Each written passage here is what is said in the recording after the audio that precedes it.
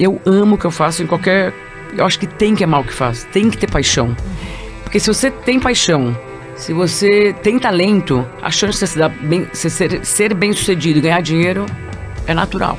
Ana Lúcia Serra é fundadora e diretora da Carbono Galeria. Criada em 2013, a Carbono é uma galeria que trabalha exclusivamente com edições de arte contemporânea através da colaboração com artistas consolidados, importantes galerias e curadores experientes no Brasil e no mundo. Antes de entrar no mercado de artes, Ana Lúcia esteve por mais de 25 anos no mercado publicitário, nas mais renomadas agências do país, como Ogilvy, Havas Media e DM9DDB. Ganhou por 2 vezes o Oscar do mercado publicitário, o Prêmio Caboré, como melhor profissional de atendimento e planejamento. Conheça a história de vida de Ana Lúcia Serra e seus longos anos no mercado publicitário e no mundo da arte. Está começando agora o IPO Cast, o podcast do IPO Brasil. O IPO é uma comunidade global de executivos e empreendedores extraordinários com mais de 30 mil membros no mundo. Aqui, toda semana você conhece uma nova história de vida e carreira dos nossos membros. Este episódio é em parceria com o Exame e patrocinado pelo Grupo Boticário e Comec Energia.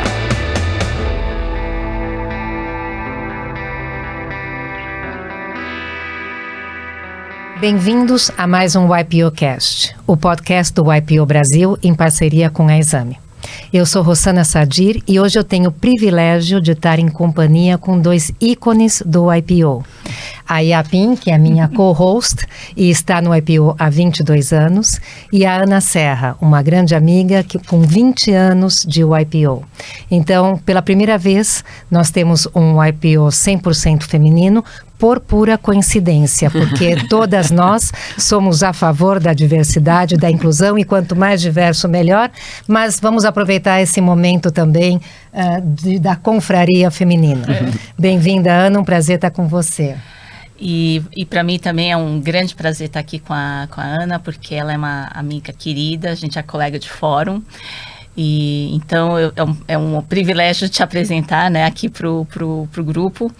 Bom, acho que a Ana é uma grande empresária, ela trabalhou muitos anos na área de publicidade, fundou a DM9, junto com o Nizam Guanais e o irmão dela, o Afonso Serra, e ganhou vários prêmios Caborés, e depois também fundou a própria agência, a AID, que em 2007 ela acabou vendendo, né, para a Isobar, e nessa hora ela fez uma mudança que para uma área completamente diferente e fundou a Carbono Galeria. E acho que hoje a gente vai ouvir um pouco, né, dessa sua história da Carbono, que hoje de fato também é um ícone no mercado de artes, né? Acho que é a única que inovou e é uma das principais galerias nessa área de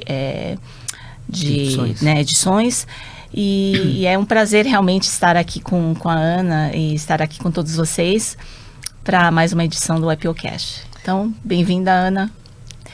E acho que normalmente a gente começa, né, as nossas conversas aqui, né, Rossana, falando um pouquinho de onde a gente vem, o que nos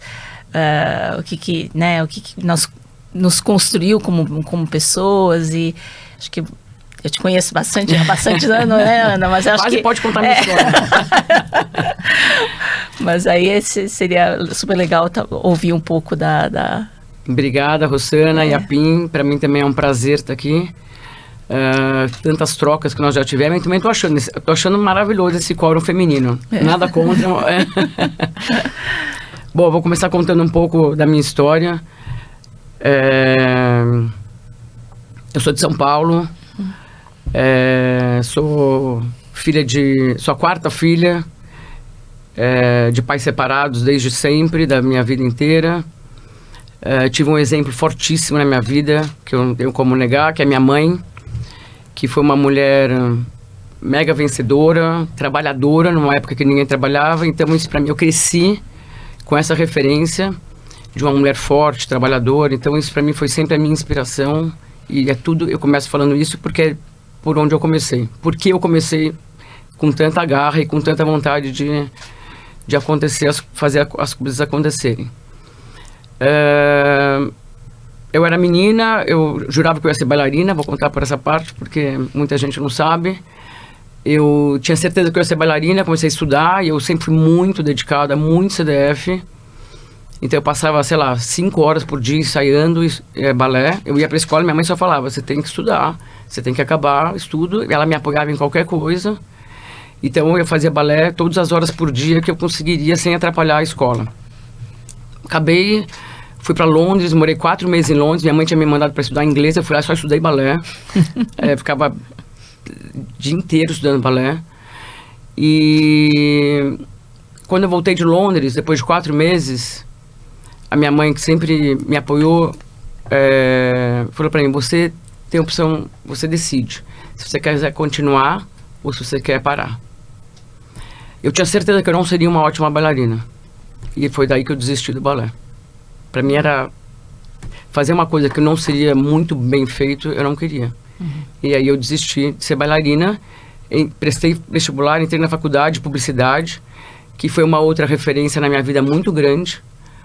Meu irmão era publicitário, minha mãe era da área de comunicação, então foram referências também muito fortes e eu sempre gostei e me interessei por esse assunto. Bom, entrei na publicidade, fiz ESPM. No segundo ano já da faculdade eu comecei a trabalhar, com 19 anos praticamente, pouco antes. Comecei a trabalhar na antiga... comecei na Ogilvy, e lá fiquei durante 5 anos. Comecei com relações públicas, que era, na verdade, a área da minha mãe. Isso que eu ia te perguntar. A tua mãe era de relações públicas? Minha mãe era de relações públicas, então eu queria meio que... Já tinha muita relação com isso. Minha mãe era muito bem sucedida, na época que poucas mulheres faziam esse tipo de trabalho. E eu comecei como relações públicas, mas na verdade o que eu queria mesmo era atendimento, que eu sempre gostei, relacionamento com o cliente e tal. Aí mudei, depois de 6 meses consegui mudar para a área de atendimento e lá fui, de estagiária de 3 meses, fui contratada e de lá fiquei durante 5 anos na Ogilvy, atendendo Unilever. Eu lancei, olha isso, gente, lancei American Express no Brasil. Olha que bom. legal. Faz isso. Não vamos nem perguntar. Mas eu tenho experiências realmente incríveis. Foi uma lição maravilhosa, cuidar de Unilever como primeiro cliente e ter lançamento de American Express como uma empresa de serviço. E de lá, da Ogilvy, depois de 5 anos, uma carreira super bem sucedida, crescendo, sempre me dando bem na área de atendimento, eu recebi um convite da DM9, no Nizam, estava abrindo a agência, que ninguém sabia nem quem era, todo mundo chamava de DM Imóveis. DM Imóveis. Eu falava para as pessoas, eu tô saindo da Ogilvy e tô indo para DM9. DM Imóveis, você tá louca? Como assim? Você vai abandonar uma carreira sua na Ogilvy, a carreira internacional. Eu tinha a possibilidade de trabalhar fora, de ir para a Ogilvy de fora. Eu falava, gente, eu acredito na proposta do Nizam, porque ele já era diretor de criação da W, mas era uma coisa ousada, porque eu estava largando uma carreira estável para ir para uma coisa totalmente nova, mas eu nunca tive medo de nada, na verdade. Vocês fizeram história, né, Ana? E aí eu fui praticamente a primeira funcionária do Nizam, e lá fiquei 9 anos, construímos a DM9 praticamente juntos. Tenho o maior orgulho de tudo que fizemos, difícil, pegamos plano Collor pela frente, depois de 2 anos de agência, a gente pegou o plano Collor. A gente já não tinha quase cliente, daí então foi uma desgraça, né? Imagine o que foi, e foi um mega aprendizado. Bom, conta um pouquinho como é que foi essa trajetória, porque a DM9, como você falou, né, começou, vamos dizer, do nada, né, como você falou, foi uma aventura, mas vocês, quer dizer, conseguiram criar realmente uma das agências na época mais icônicas, sem dúvida, né? Mas eu acho que tinha uma proposta muito clara, quer dizer, por isso que eu sempre também acreditei. Eu achei que na Ogilvy, eu não consigo muito me lidar com zona de conforto. Zona de conforto para mim é uma coisa que me incomoda muito. E eu achei que na Ogilvy eu estava bem, estava feliz, mas o próximo passo ali não era muito o que poderia fazer uma grande diferença na minha vida. E eu achei que essa proposta do Nizam, justamente pelo que ele já vinha fazendo na época da W, que já era um ícone na publicidade... Já. Sim. Eu achei que realmente ia acontecer isso na DM9. E, gente, foi o maior acerto, assim, porque a gente começou realmente do nada. nenhum cliente, a gente pegava qualquer conta, a gente brincava. E foi isso, eu tô falando isso de 98, 88. 89. Eu fiquei na DM9 de 89 a 98. Ah, tá. Uhum. Que foram os 9 anos.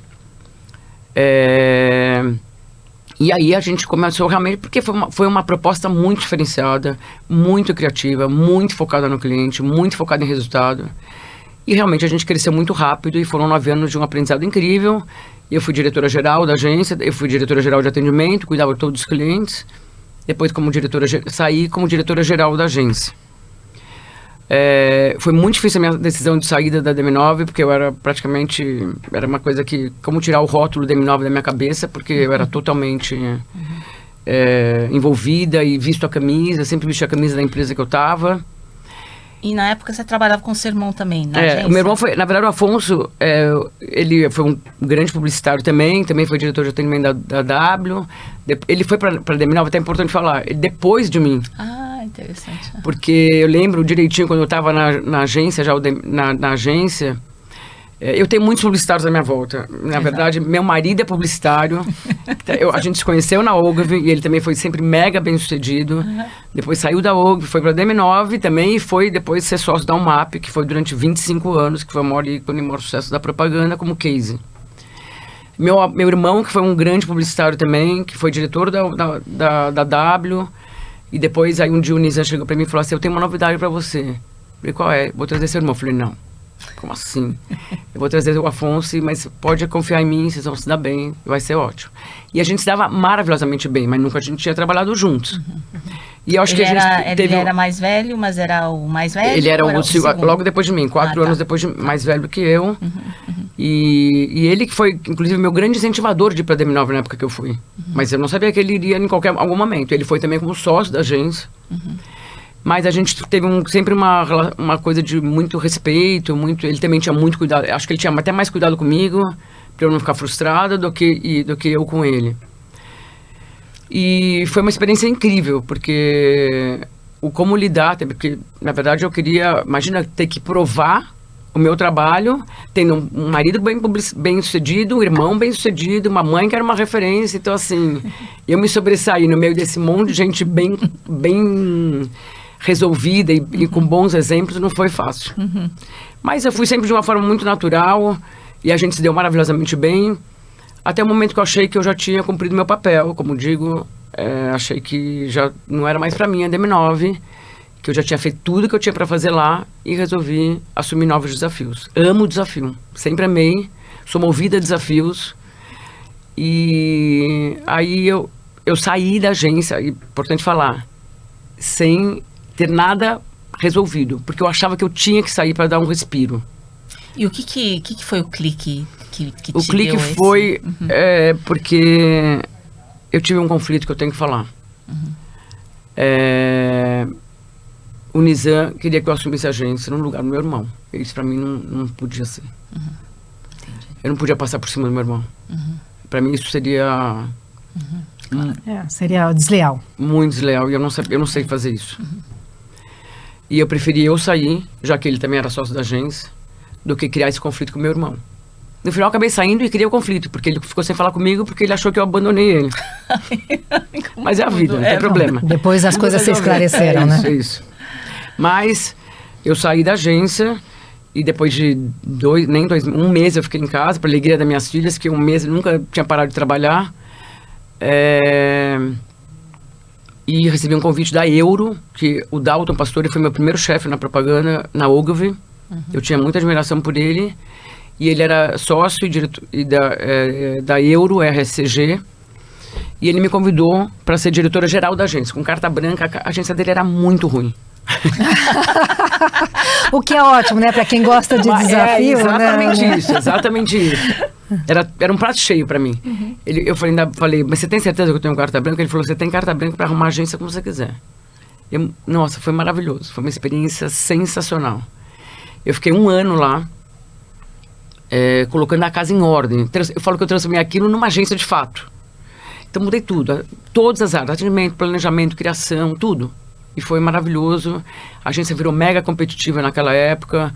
Lembro que a gente ganhou a conta da Embratel, que era um dos maiores anunciantes do país na época.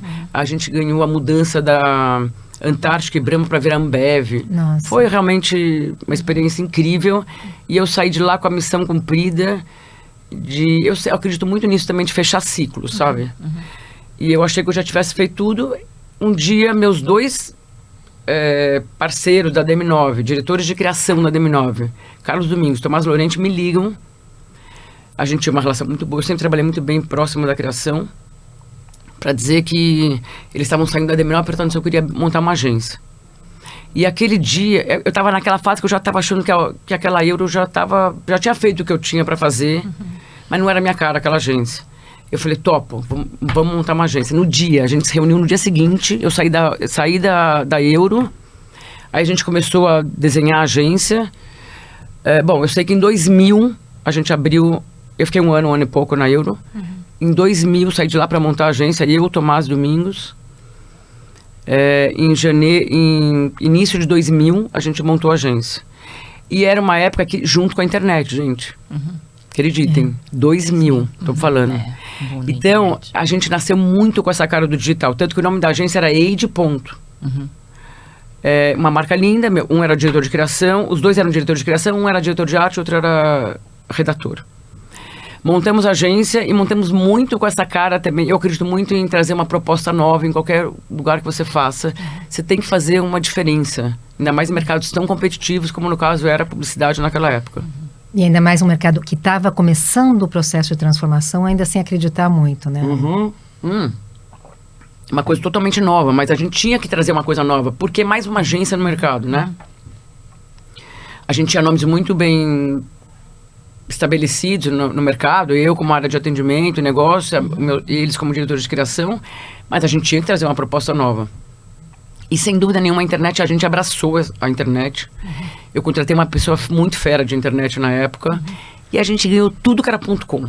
A gente brincava que ninguém que não era .com não ligava pra gente. Só ligava .com. Aí a gente lançou o Amélia, do Grupo Pão de Açúcar.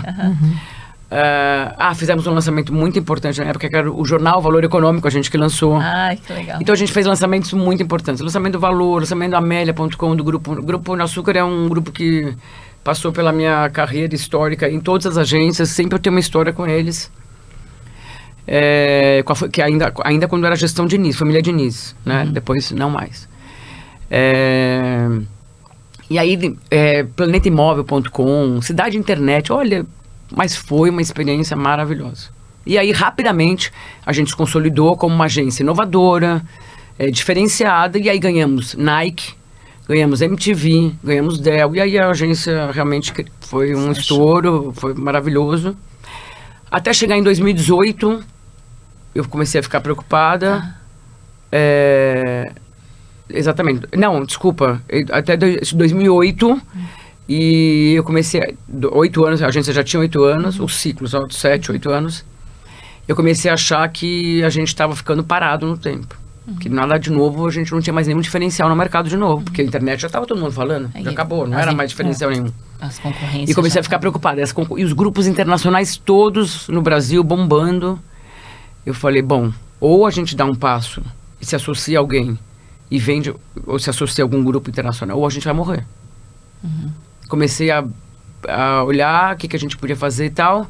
Bom, depois de 3 meses de conversa com 2 grupos mais fortemente, assim, e além de um grupo nacional, que eu vou contar até o quanto o IPO me ajudou, fechei com o grupo Isobar, que hoje pertence ao grupo Aegis, o grupo Dentes, um dos maiores grupos de comunicação do mundo, e vendemos para eles em 2008, com a condição que a gente ficasse mais 4 anos. Eu tinha que ficar, como era normal, do Arnaldo, tinha que ficar até 2012 na agência. Eu era diretora-geral da agência, o Domingos era meu sócio, diretor de criação, o Tomás Lorente já tinha saído, inclusive ele já tinha falecido. E continuamos, eu e o Domingos, e com um grupo internacional. Sem nenhuma gestão do negócio, mas foi fundamental para nos dar um fôlego e nos trazer alguns clientes internacionais também, que fez realmente a gente ir para frente de novo. Por que eu falo do IPO? Vou fazer esse parênteses aqui. Na época eu tinha 2 possibilidades muito grandes de venda. Uma desse grupo e uma de um grupo nacional, uma agência muito forte brasileira. Eu fiquei muito tentado a vender para eles, porque eu acreditava muito na proposta deles, acreditava muito. A proposta era muito agressiva e o IPO me recomendou. E foi muito bacana. Porque eu fui apresentando várias vezes no meu fórum. Eu fiz parte durante 11 anos do mesmo fórum. Eram 10 homens e eu de mulher. E eles foram muito importantes para mim, tanto na minha vida profissional quanto na minha vida pessoal. Eu vendi agência nesse meio tempo, eu me separei, depois eu voltei com o mesmo marido, e eles foram muito importantes para mim, me ajudaram muito, nos dois, pessoa física e pessoa jurídica. E eles me recomendaram na época a vender para esse grupo nacional e seguir com o grupo internacional, e foi a melhor coisa que eu fiz mesmo. Mais do que desrecomendar, devem ter te provocado reflexões, né? Total, sem dúvida nenhuma. Porque... E qual foi a reflexão que você fez na época que você acha? Eu acho que o mais importante foi... a longo prazo, esse grupo também não faria parte mais, não sobreviveria mais sem algum grupo internacional por trás. Outra aquisição. Então, ele também teria que fazer parte de alguma aquisição ou de... Então, para pensar a longo prazo, eu acho que fazia muito mais sentido. E acho que o grupo internacional também tinha muito mais a me acrescentar como agência, como ferramentas e tudo, como troca de experiências internacionais, do que esse grupo local. E foi realmente uma decisão super bem resolvida. E Ana, só uma pergunta assim, quer dizer, no mundo, acho que as pessoas vão estar curiosas, essa mudança vamos dizer, qual foi a grande mudança na época? Porque a publicidade mudou muito ainda mais, né, nesses últimos 20 anos, né, e a gente até, vamos conversar sobre isso daqui a pouco, mas naquela época que você fundou a Age e a transformação da internet, quer dizer, o que mudou, né, naquela época que você poderia estar compartilhando com nós aqui? Muita coisa mudou. Como eu disse, quer dizer, a Age nasceu pegando essa onda aí da internet, que foi muito boa, que já era uma mudança muito grande. E que por isso que a gente tinha um diferencial muito claro, porque a gente era uma das únicas agências preparadas para assumir esse mundo internet. A mudança dos clientes já era radical, primeiro. Já era um público, um nível dos clientes muito mais júnior e muito mais jovem, que já era muito diferente do que a gente estava acostumado com a base que eu tive de Unilever, de American Express, de clientes muito estruturados. Vinha uma nova geração aí muito jovem, muito provocativa, né? Muito questionadora. E que isso foi muito bacana, porque fez a gente repensar mesmo o modelo, e a gente tinha que ver que as coisas mudaram e que a gente tinha que trazer também uma proposta nova. Os canais de comunicação também mudaram, muito, né? Mas demorou muito para mudar. Mas demorou muito cético, né? Pelos primeiros 10 anos, 15 anos. Mesmo as empresas, os lançamentos do .com, a gente fazia tudo na mídia tradicional. Porque a mídia digital e mídia social não existia nada ainda. Eu trabalhei 7 anos na Abril e a gente viveu toda a questão da internet, mas era muito mais um adjacente do que um novo negócio. Total. Não se olhava nem como transcrição, se olhava como apêndice. Eu lembro que a gente chegava para apresentar e eu tinha uma área de internet muito forte que sempre me provocava, não, vamos levar isso. E chegava lá, os clientes, poucos ouviam aquilo, sabe? Até porque acreditavam, que ainda, na minha época ainda era tipo 5% do investimento vai para a internet. Imagina, hoje deve ser 80% do investimento vai para a internet. Mas então esse foi um grande diferencial, sim, essa área, né? E quando chegou, como eu falei, em 2008, que a gente vendeu a agência, também a gente tinha que dar um outro passo, porque na verdade todo mundo já estava preparado para a internet. Quem não estava morreu, ou se transformou, ou virou uma outra coisa, porque não tinha mais volta, era um caminho sem volta, né? E aí a gente começou a estruturar esses clientes, também como fazer diferença nesses clientes. Porque a internet já virou uma coisa que fazia parte da vida de todo mundo. E também foi por isso que foi fundamental ter esse cliente, esse sócio internacional, e que era um sócio, o nosso sócio era muito especializado também nessa área, mas anos-luz na frente. Então a gente foi uma troca muito bacana nesse conhecimento e nessa... aprendizado de ferramentas e eles um aprendizado de mercado. Foi fundamental, foi o acerto desse grupo. E voltando um pouco nessa carreira assim de tanto sucesso que você teve, Ana, conta das suas características. Você falou da questão de não ter, né, zona de conforto, mas o que foi chave nessa trajetória para o seu sucesso como característica pessoal e especialmente modelos de liderança? Olha, eu primeiro sou uma pessoa que não tenho medo de nada. Eu tenho que falar, eu sou uma pessoa muito... não digo nem muito ousada, mas eu sou muito corajosa. Sou uma pessoa que amo desafios, como eu falei. Adoro, seja na pessoa física como na pessoa jurídica, eu adoro desafios. Eu odeio zona de conforto. E é uma coisa que realmente me incomoda. Quando eu acho que, sabe, eu não tenho mais nada a acrescentar naquilo, para mim isso já não tenho mais tesão, não tenho mais vontade e eu preciso seguir para uma próxima. O meu filho me diz, mamãe, sua zona de conforto é não ter zona de conforto. É, exatamente isso, Então, que mais eu posso falar? Temos de liderança, por exemplo. Temos de liderança, eu acho isso, eu sou uma pessoa que... Eu acho que é importante falar, toda essa minha carreira profissional de publicidade, que foi realmente, eu fui muito feliz na publicidade, eu sempre olhei o próximo passo, sabe? Eu nunca fiquei olhando, eu quero ser dona de agência, ou eu quero ser empresária, mas eu queria sempre o próximo passo. Eu era supervisora, eu queria ser diretora, da diretora eu queria ser diretora geral. Então eu sempre ficava olhando para até como uma coisa, naturalmente, era consequência eu ir para uma próxima conquista, né? Então eu acho que isso é... Outra coisa que eu também sempre acredito eu acho que eu fui uma boa gestora, assim, e líder, é de formar uma boa equipe. Eu acho fundamental. Eu sempre tive um time muito bom. E eu acho que isso é um segredo de um bom líder. É você ter bons profissionais nos lugares certos, te apoiando, e pessoas que você pode contar. Acho que isso faz toda a diferença. Um líder que não tem gente boa embaixo, para mim, é muito questionável. Então, isso é acho que é um diferencial meu, sim. Uma outra coisa também é sempre estimular e também provocar mudanças no time e nos próprios clientes. Nunca aceitei de mão beijada também o que vinha dos clientes. Sempre fui questionadora, sempre quis pensar num modelo de uma coisa diferente, né? Então isso, acho que também um líder também tem essa obrigação de sair da zona, de novo, saindo da zona de conforto. E eu amo o que eu faço. Isso para mim é paixão. Assim, paixão. Gente, eu dei muita palestra quando eu estava na publicidade, eu falava muito para os jovens.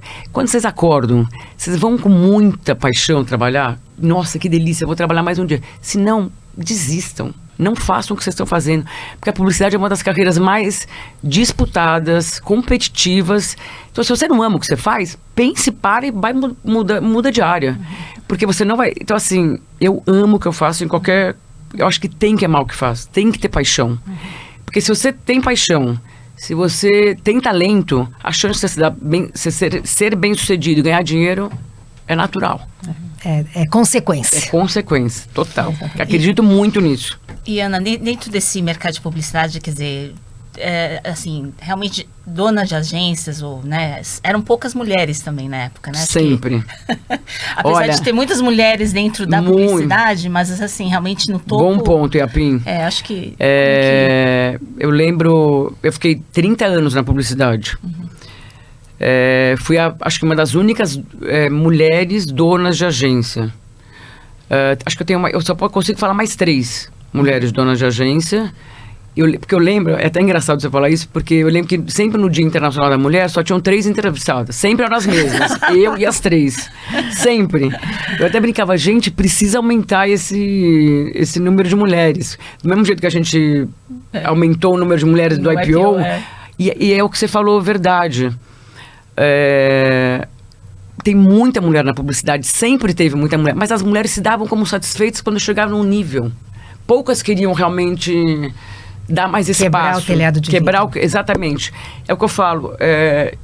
Eu participei de muitos debates sobre isso, quer dizer, equilíbrio de carreira também. Eu era mãe também. Eu me acho uma super boa mãe, sempre fui. Hoje minhas filhas são adultas, sou avó.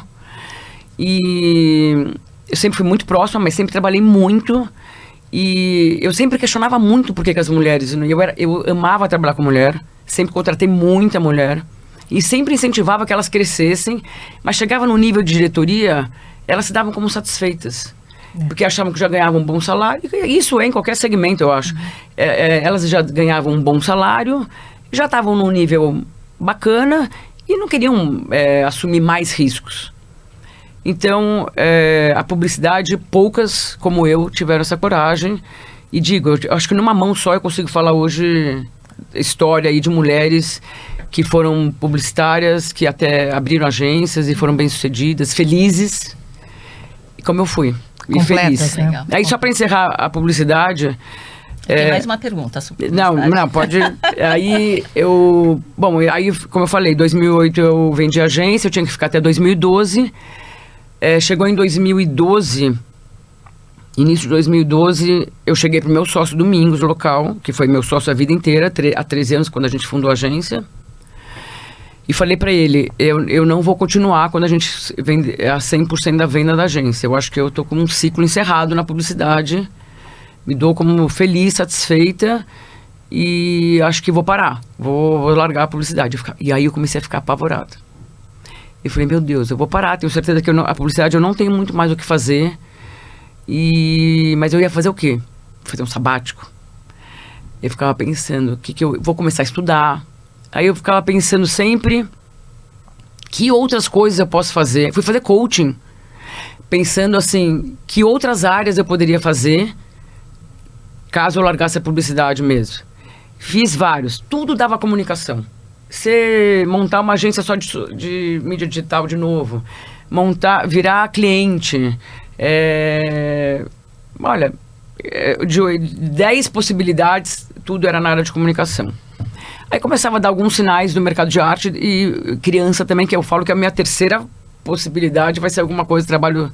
Mas aí eu quero fazer um trabalho social com criança, que é diferente. E eu comecei a pensar o que eu poderia fazer. Porque parar de trabalhar não dá. Minhas filhas já estavam adultas. Eu já trabalhei a vida inteira. Para quem gosta de desafio, ficar parada também não dá. Imagina que eu comecei a trabalhar com os 19. Eu estava falando isso com 49, os 30 anos da publicidade. Eu ia completar 50. Aí eu falei, vou começar a estudar. E comecei a me aprofundar em outro tema que eu amo, que é a arte contemporânea. Eu comecei a pensar que outra coisa eu gosto tanto quanto eu gosto da publicidade. É arte. Eu estou falando isso há 10 anos atrás. E comecei a estudar paralelo ao meu último ano de agência. Comecei a estudar, fazer cursos. Eu já colecionava, eu coleciono arte contemporânea. E comecei a fazer vários cursos, pensar o que eu falei. Nossa, acho que eu posso fazer algum negócio aqui no mercado de arte. E aí, eu brinco que no último ano meu de agência, só tava o corpinho lá, porque a cabeça já tava fora. E quando eu tava para sair, meu grupo internacional falou, Ana, você pode ficar mais um pouco? Eu falava, meu Deus... Porque a gente precisa comunicar para o grupo, para os clientes, sabe, não sei o que, ok. Fiquei mais 6 meses. Nesses 6 meses, eu já estava quase montando a agência. Porque eu já fui conversar com pessoas que eu estava nesse mercado de arte contemporânea, que eu admiro e que são pessoas muito estabelecidas, que é a Raquel Arnaud, a Nara Reusler, eram muito amigas, grandes também galeristas, e eu tinha muito como referência, e me ajudaram, e também tinham interesse em montar um negócio comigo. Aí eu falei, bom, mas aí que tá. E aí eu falava, mas vamos pensar em alguma proposta diferenciada também para esse mercado. Bom, para resumir, eu acabei meu compromisso com a agência em janeiro de 2013. Eu já estava com a casa alugada da galeria. E meu marido, eu brinquei que o meu marido falou que meu ano sabático virou um sábado. Porque foi literalmente isso. Eu saí da agência... já comecei a cuidar eu saí da agência, já comecei a cuidar da galeria. Em março de 2013, a gente inaugurou a galeria, que é a Carbono, e que é uma proposta também totalmente diferenciada, que trouxe para o mercado de arte contemporânea uma proposta diferenciada.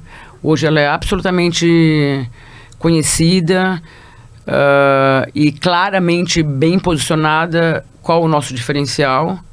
E aí a gente pode falar um pouco sobre esse mercado de arte, mas acho que você tem uma outra pergunta na publicidade ainda. Depois eu faço a pergunta, acho que é mais pessoal. Mas aí, no caso bom, eu me lembro, né, porque como era já né, Eu me lembro desse sábado, desse sabático que foi um sábado, né? E assim, acompanhei um pouco dessa trajetória que a Ana teve. Mas assim, você tinha falado, né, que esse mercado me lembro na época, né, o mercado era, quer dizer, muitas vaidades, né? O mundo de publicidade já é de muitas vaidades, né? De uma certa forma. Quer dizer, como é que foi essa transição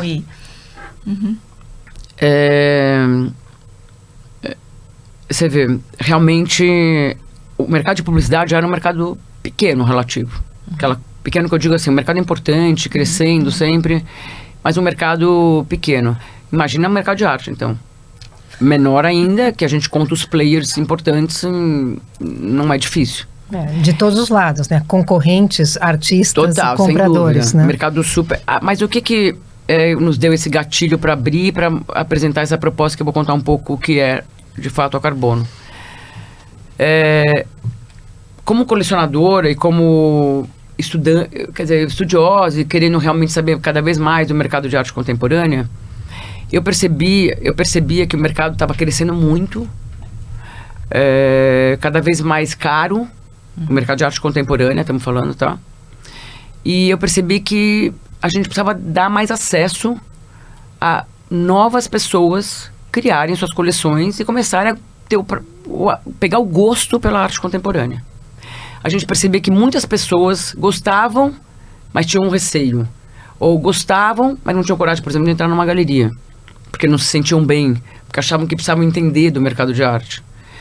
Então a gente achava que, assim, tinha muita gente com possibilidade de entrar no mercado de arte contemporânea, mas não sabia exatamente como. O mercado de arte contemporânea hoje tem as galerias, é feito por galerias, artistas, curadores e entidades, e museus, né, e instituições.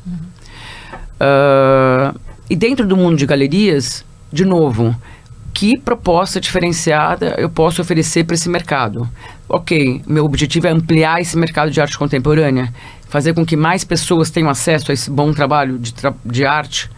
Aí a gente falou, por que não a gente faz um trabalho de uma galeria especializada em edições? O que significa isso?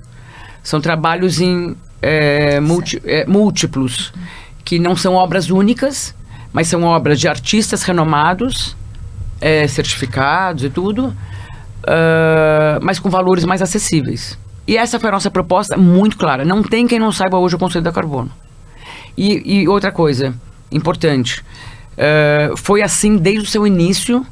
A gente montou a galeria com esse modelo de galeria tem em Londres, tem nos Estados Unidos, tem outros lugares na Europa, players importantes que estabeleceram esse mercado, mas aqui no Brasil tinha uma imagem até meio negativa, meio popular, assim? Nem tanto popular, mas pouco valorizada. E a gente quebrou esse mito, a gente mostrou ao mercado que a gente veio, na verdade, acrescentar e ajudar a ampliar o mercado, até para os artistas. Fazer com que mais pessoas possam colecionar uma Adriana Varejão, a Beatriz Milhazes, o Valtércio Caldas, o Vicky Muniz. Então, realmente, então a gente trabalha exclusivamente só com edições. A Carbono não faz outra coisa, não ser edições. A gente já lançou mais de 400 edições. Uau. Nesses 10 anos. Mais da metade de edições esgotadas. E sempre com essa proposta.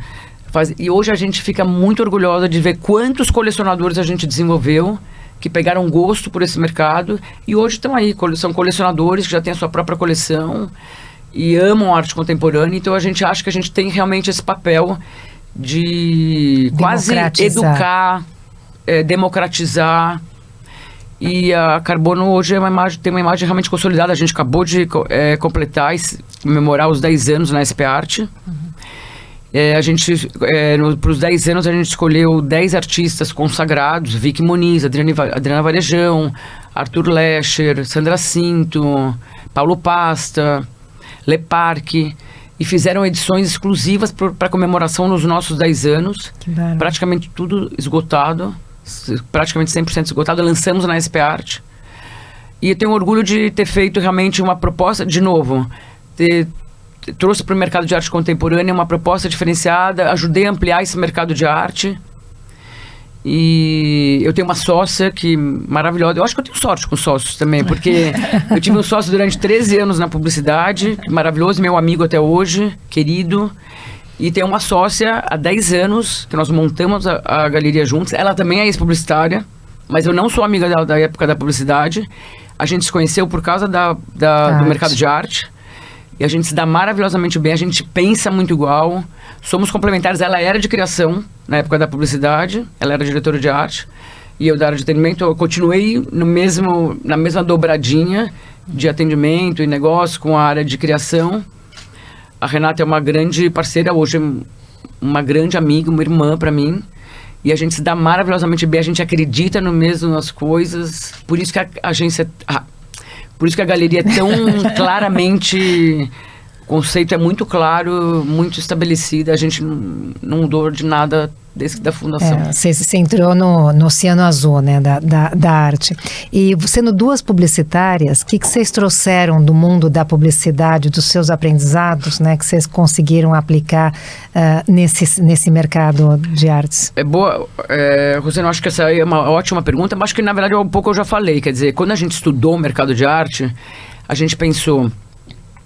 O que a gente pode trazer de diferencial para esse mercado? Ser mais uma galeria só não ia dar. Porque cada galeria tem os seus artistas, são representados pelas suas galerias. O que a gente ia fazer? Abrir mais uma galeria, a gente não conhecia tão bem, não entendia também tanto assim para realmente ser uma galerista representando artista. Mas nada como a publicidade para mostrar qual o posicionamento. O que você vai trazer de novo para esse mercado? Quem é o nosso público? E aí foi muito... Isso, com certeza, como tudo na publicidade, a gente pensa assim, quer dizer, que posicionamento, qual o foco que nós vamos dar, o que nós vamos trazer de diferente para esse mercado? E foi igualzinho nesse mercado, para o mercado de arte. A gente pensou, o que a gente pode agregar? E o nosso posicionamento foi muito claro. Vamos ampliar esse mercado de arte contemporânea. Vamos fazer com que mais pessoas possam colecionar. Vamos tornar a arte contemporânea mais acessível. E esse é... Então a publicidade me ajudou muito. Brincam até mesmo que a Carbono é tão bem sucedida porque as duas são publicitárias. Mas e como é que vocês fazem, vamos dizer, a curadoria dos artistas, né? Acho que isso é pensando em posicionamento, né? Quer dizer, bacana isso. Como é que vocês definem e tudo mais? Quando a gente começou a Carbono, a gente convidava curadores, a gente tinha exposições e a gente convidava curadores para, juntos a gente definia, vamos dizer assim, um tema de uma exposição, e de lá a gente convidava artistas possíveis para fazer obras para Carbono. Praticamente o curador fazia essa seleção. Mas sempre focado em edições. Não existe uma obra única na galeria. Não existe uma obra que não seja um múltiplo na Carbono, que foi essa a nossa proposta. Então a gente tinha bem essa curadoria, a gente tinha esse cuidado, ele fazia essa seleção dos artistas e tal. Isso durante praticamente os 5 primeiros anos, metade da vida da galeria, foi assim. Sempre curadores convidados que nos davam o aval para convidar os artistas e que, por sua vez, desenvolviam as obras para a galeria. Depois de um tempo, a Carbono ficou muito conhecida. A gente passou a ser a gente tem uma proximidade, uma parceria muito grande também hoje com as próprias galerias, que são as mães dos artistas, são responsáveis pela carreira dos artistas. São grandes parceiras nossas, que liberam os artistas para fazerem obras exclusivas para Carbono. E foi assim, e hoje, naturalmente, os artistas nos procuram até para fazer obras. Hoje a gente escolhe alguns artistas, a gente já trabalhou com mais de 250 artistas que já fizeram obras para Carbono. Uau! Muitos artistas já fizeram mais de... Arthur Lescher, por exemplo, já fez 5 obras para Carbono. Adriana Varejão já fez 3 obras para Carbono. Mas a gente já trabalhou com mais de 230, 250 artistas. Eu não estou errando muito no número, não. Porque mais de 400 edições lançadas em 10 anos, você imagina... Para uma colecionadora, ter uma galeria deve ser muito tentador. É muito. Olha, essa é uma das partes mais difíceis. A gente fala que a gente pratica o desapego quase todo dia. Nossa. Não se apega, a gente brinca aí, minha sócia, não se apega. Tudo pode ser comprado, tudo pode ser vendido. Exatamente, Tá certo. Mas é. E a gente fala muito de empreendedorismo aqui no IPO e também no podcast, né? Conta um pouco dos seus aprendizados no empreendedorismo. Você teve um aprendizado muito forte, tanto na carreira de publicidade como agora na galeria, né? Então, o que isso te trouxe como benefício, como realização versus uma carreira convencional, por exemplo? Eu acho que só me trouxe benefícios. Eu acho que... E você sabe que esse negócio do empreender mesmo é realmente... Mas foi muito natural tudo. Do meu perfil, desse modelo que eu tive muito forte da minha mãe, que eu já falei aqui, e também de pessoas na minha volta que foram foram referências importantes. Eu acho que tanto na agência... como na galeria, agora, primeiro, acho que o não ter medo, que eu já falei, que acho que... Gente, eu peguei tanto no plano real na época da agência, como eu peguei agora o Covid. Nossa, vocês imaginam, durante 2 anos a galeria ficou fechada 6 meses. Eu lembro quando aconteceu o Covid, eu chamei minha sócia e falei assim, bom, a gente tem 3 cenários. Fechar a galeria. Segundo... eliminar a física, vamos vender só no digital. Porque isso também era um diferencial da Carbono. A gente lançou muito forte no digital. A Carbono tem um site incrível de conteúdo e de venda também. A gente vende obra pela internet. Vamos vender só digital, vamos reforçar essa nossa área, ou vamos reestruturar tudo e vamos repensar o nosso modelo. Eu achava que a gente, de verdade, não ia sobreviver com o Covid. Foram os 2 melhores anos da galeria. Ia falar, porque ninguém viajou, todo mundo investiu na casa, em arte. Mas a gente fez uma correção de rumo rápido, sem dúvida nenhuma. A gente fez várias renegociações, obviamente, durante aquele período, de custos. A gente não mandou ninguém embora, mas a gente renegociou até salários na época, a gente renegociou custo de aluguel, custos fixos, todo custo fixo que a gente podia, a gente fez muito rápido essa mudança. Vantagem de ter uma empresa pequena também, acho. Não sei se uma empresa grande eu conseguiria fazer tão rápido assim. E...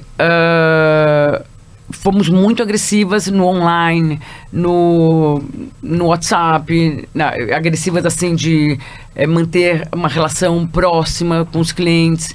E, gente, as pessoas ficaram em casa. Então, olhem o que os arquitetos e os decoradores cresceram nesse mercado durante o Covid.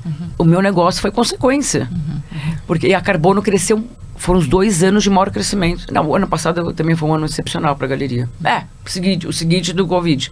Porque fez a gente ficar mais próximos dos arquitetos, mais próximos dos decoradores e acabando trazendo uma solução para o cliente direto. E você já tinha ferramenta digital que ajudava bastante. Sem dúvida nenhuma. Então, foi um outro grande aprendizado e que fez com que a gente tomasse decisões muito rápidas, assertivas e deram muito certo. E paixão. Eu falo de novo, gente, empreender sem paixão não existe. Eu acho que não trabalhar, viver sem paixão não existe. É verdade. E eu espero continuar para sempre trabalhando assim com paixão, fazer o que gosta. Gente, que prazer, né? Hoje é um prazer para mim ir para a galeria. Eu vou todo dia. No começo, até quando eu comecei a galeria, até é importante contar isso, eu pensei em ser só investidora da galeria. Eu não achava que eu não ia adiante. Até brincava. A minha sócia falava assim, ela ia ser que ia tocar toda a operação da galeria e a gente brincava. E eu ia, sei lá, eu ia cuidar da área da comunicação, da parte de clientes, mas eu nem precisava ir todo dia, era a minha ideia. Eu nunca deixei de ir pra galeria. Vou todo dia, desde então, amo. Teve uma época que eu trabalhava até sábado, hoje eu não vou mais sábado, mas a gente, é uma paixão, realmente, e é o que eu falo, nada como fazer o que gosta. E você falou de clientes, né, e tendo trabalhado em comunicação. A gente sabe que comunicação, publicidade, ela trabalha muito com conexões, né, com aprofundar relacionamento, confiança entre clientes e parceiros, né? Então, como é que você fomenta essa parceria com os seus clientes, com os artistas, com as galerias, né? No mundo em que a gente fala que cada vez mais é um mundo de competition, né? De colaboração, de trabalhar em conjunto, pelo que você está contando, você tem muito disso. Como é que você fomenta essas relações?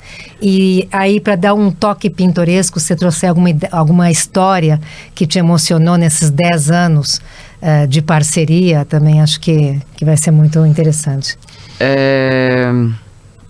Eu acho que assim, confiança é uma palavra-chave também em qualquer negócio, né? Ainda mais em uma prestação de serviço. Hoje eu sou, como na publicidade, eu era uma prestadora de serviço e tinha realmente uma relação de confiança com meus clientes. Confiança é tudo, né? E, de novo, volta nesse mundo de arte também não muda muito. As pessoas, a confiança é uma coisa muito importante também nessa relação, porque na verdade a pessoa está comprando uma obra e ela investimento, é um né? investimento, sem dúvida nenhuma, independente do valor, mas é um investimento. E é um mercado que a gente sabe que também tem muita fraude, tem até séries na sem dúvida Netflix que nenhuma. eu já vi sobre isso. É verdade, é verdade. Hoje em dia tem bem menos. Ainda mais que você também está no mercado. Esse mercado cresceu muito, ele vinha crescendo uma média de 20% ao ano. Uau. O Brasil é um mercado ainda em potencial gigante, mas um player importante. E então hoje é um mercado muito mais profissionalizado, é um mercado mas por sua vez também muito mais competitivo, mas muito mais sério, muito mais, vamos dizer assim, profissionalizado. Mas acho que é a melhor palavra para falar nisso. Então esse tipo de coisa de fraude, essas coisas tem, mas é muito, muito pouco. Então, mas confiança sem dúvida nenhuma coisa muito importante, porque você está comprando uma obra de arte que você tem que ter certeza que aquilo é certificado, tem que ter autenticidade, né? E a gente estabelece uma relação muito próxima, muito transparente com os clientes. Até por ser nosso objetivo democratizar a arte, então a gente tem esse muito de quase ensinar, educar, a gente tem prazer nisso. Desde a minha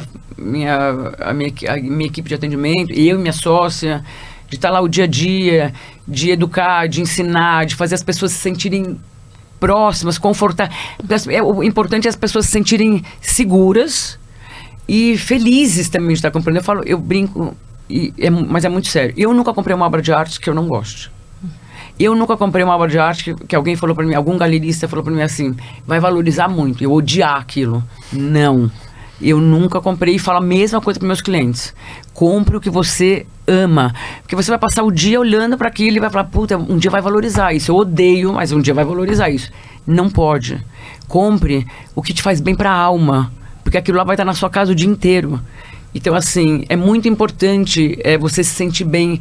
E que bom você ter uma boa galeria que você vai saber que a autenticidade daquela obra, a procedência da obra, o histórico do artista, vai saber que aquela galeria vai fazer um bom trabalho pelo artista e que naturalmente vai valorizar.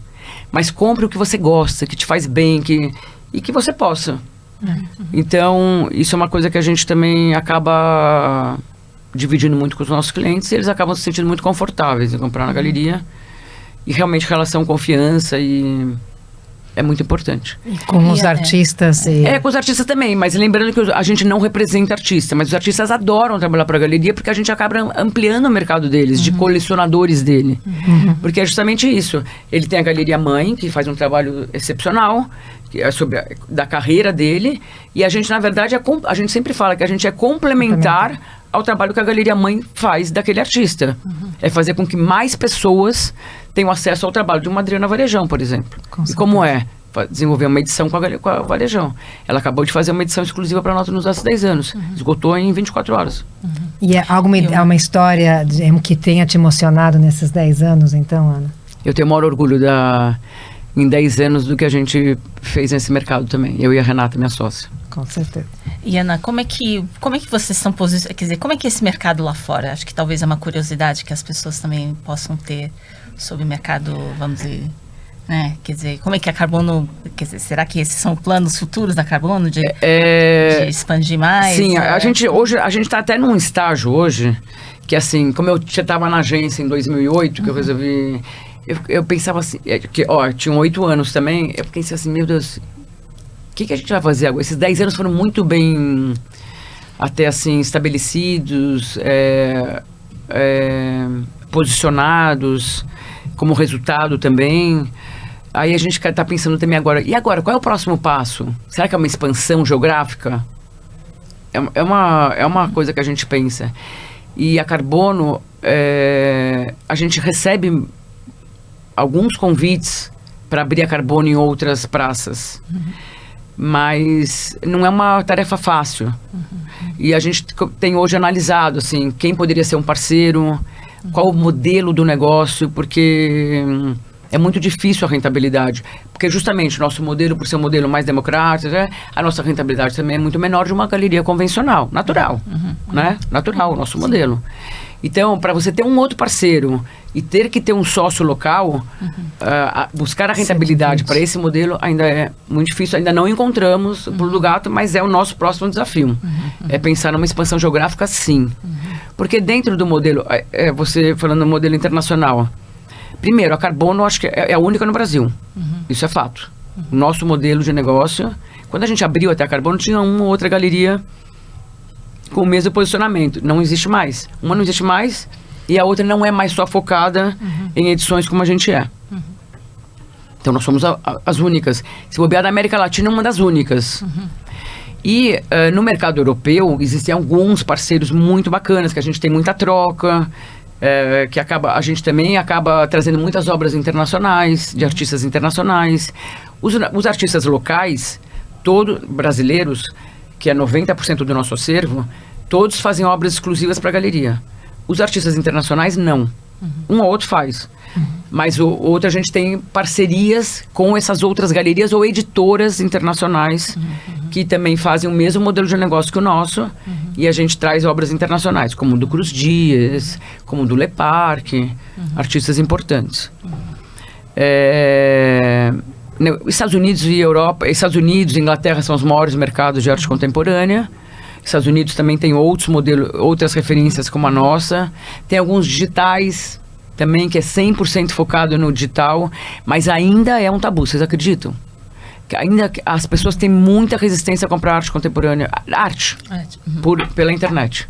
A gente vende pela internet. Então, quando se fala digital, é a compra, não a arte digital, tipo NFT. Não. Isso aí se comercializa? Não faço nada. Nada, não faço nada NFT, de NFT.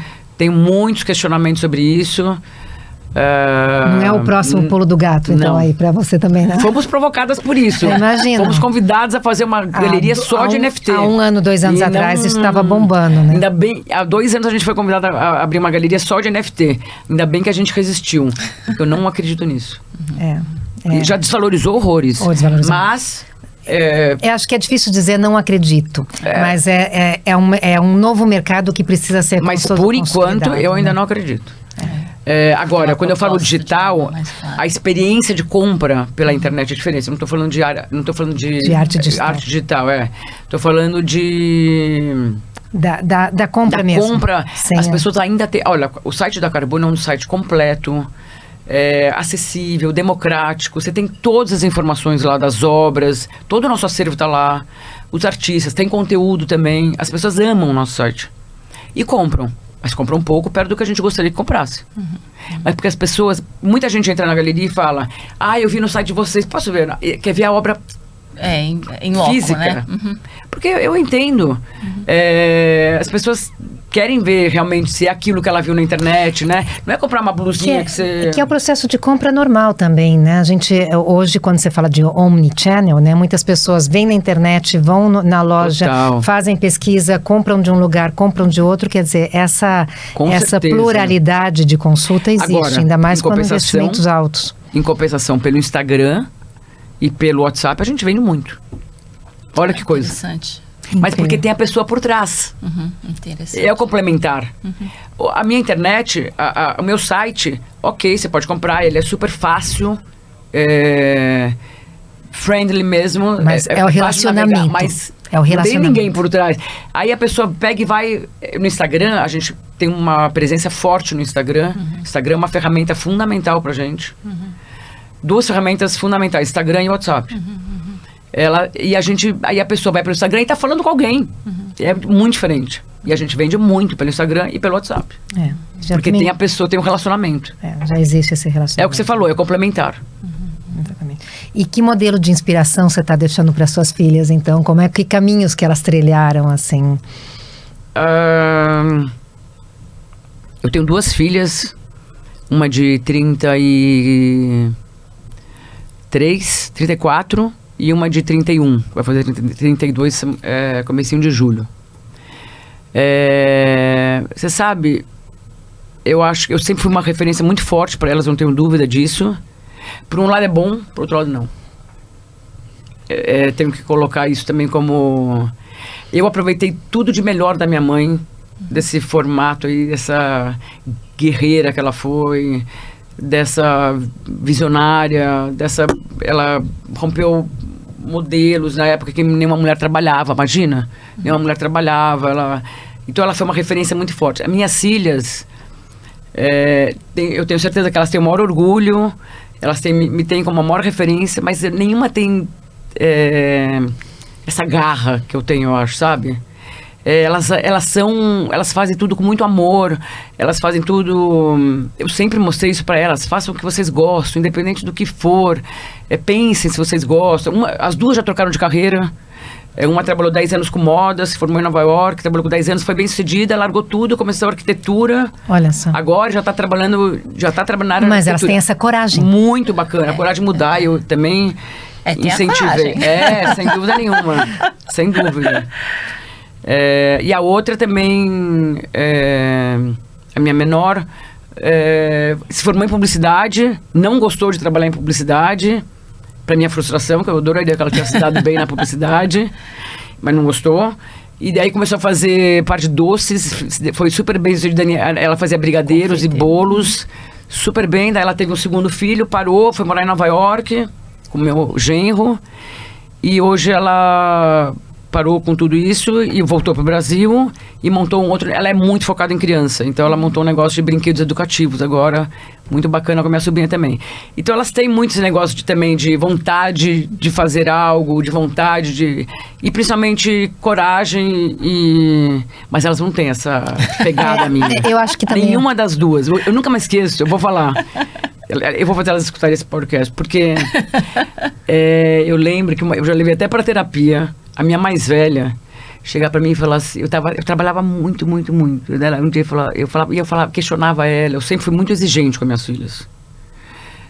Exigente assim, querendo o melhor delas e mostrar para elas que elas podiam mais. Elas, sabe, que dependia muito delas. E a minha mais velha sempre falou, nossa mãe, você é muito exigente comigo, você me questiona muito, não sei o quê. Eu falava, mas um dia você vai me agradecer por tudo isso. Aí um dia, eu nunca mais esqueço a minha filha falar isso pra mim, eu não quero ser igual a você. Tá claro isso pra você? Ela falou pra mim. Gente, aquilo lá, eu tenho que falar, eu levei até pra terapia essa conversa uma vez, porque eu falei, ok. Eu falei, eu não sei se eu quero que você seja como eu, mas eu quero que você seja feliz e seja o que for que você vai fazer, que você seja feliz. E que você seja bem-sucedida no que for. Ser mãe é bem-sucedida, ótimo, maravilha. Ser empresária da moda, ser o que for. Mas seja feliz. Busque os seus sonhos. Não desista. E eu concordo. Mas eu levei com susto. Eu tenho 3 filhos e 2 já não seguiram o meu caminho. Um é cineasta e a outra está estudando medicina. Mas como mãe, o que a gente quer mesmo é que cada um trabalhe, viva com paixão e que seja feliz com o que faz. Exatamente. Acho que esse é o nosso grande legado. Sem dúvida nenhuma.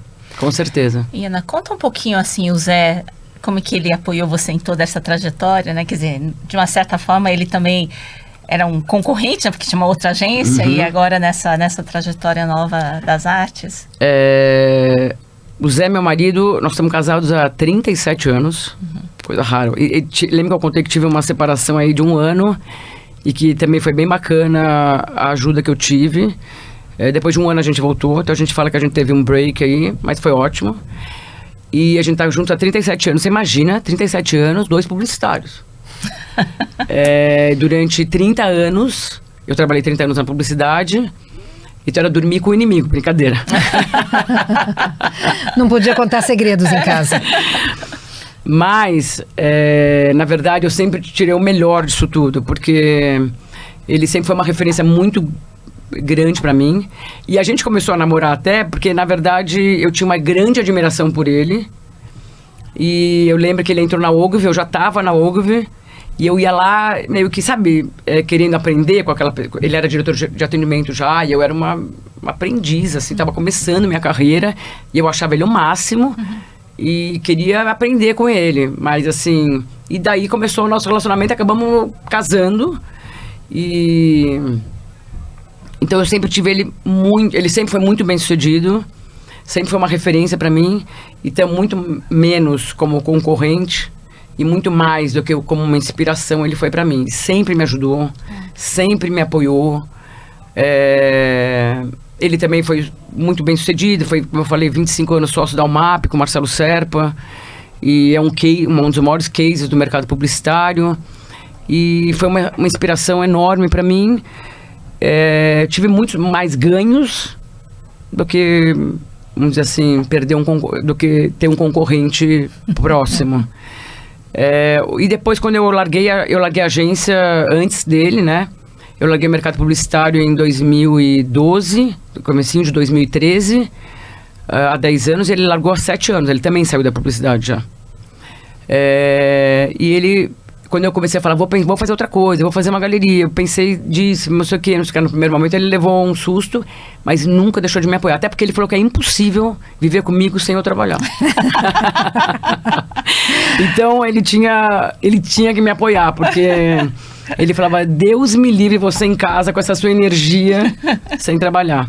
E eu amo, e eu tenho, sabe, a gente é casado há todo esse tempo, eu amo trabalhar, eu amo ser mãe, amo ser avó hoje em dia. Tenho milhões de... Eu acho que aquele ditado de trás de um grande homem ou de trás de uma grande mulher não é verdade. Tem que ser lado a lado, de mão dada. E não tem uma coisa atrás. Ele é o meu maior apoiador a vida toda, sem dúvida nenhuma. Perfeito. Muito legal. Acho que... Bom, Ana, a gente dá aqui no IPO para todos os nossos convidados sempre um livro que sirva de inspiração, né? E o livro que a gente selecionou para te dar é esse do Ishiro Kishimi e Fumitake Koga, chamado A Coragem de Não Agradar. Muito bom. Acho que tem muitas coisas muito em linha com o que a gente conversou. Primeiro, a coragem. Total. Essa é muito do que a gente fala, né? Fazer a coisa com o coração, a coragem. Agradar no mercado de publicidade, você tem que estar agradando. E para nós mulheres, sempre ter a coragem de não agradar é muito forte, porque nós somos pleasers, né? A gente gosta de que todos estejam bem ao nosso redor. Então, tem 3,5 milhões de livros vendidos. Nossa, maravilhoso. É um tremendo best-seller. E o que ele diz é como a filosofia pode ajudar você a se libertar da opinião dos outros, superar suas limitações e se tornar a pessoa que deseja. Acho que você não precisa disso, porque você se reinventou mais de uma vez, 3 vezes. Sempre é bom, mas sempre é bom alguma dica. E de repente depois você escreve para ele para dar mais dicas ainda, né? Mas muito obrigado. Obrigada pela participação. Obrigado, foi um prazer. Foi um prazer. Muito bom mesmo. Obrigada, muito bom dividir com vocês e contar um pouco. E lembrar até um pouco da história. Obrigada, Rossana. Obrigado, Yapim. Um prazer pra gente. Não deixe de escutar os outros episódios do YPOcast, disponível em todas as plataformas de streaming.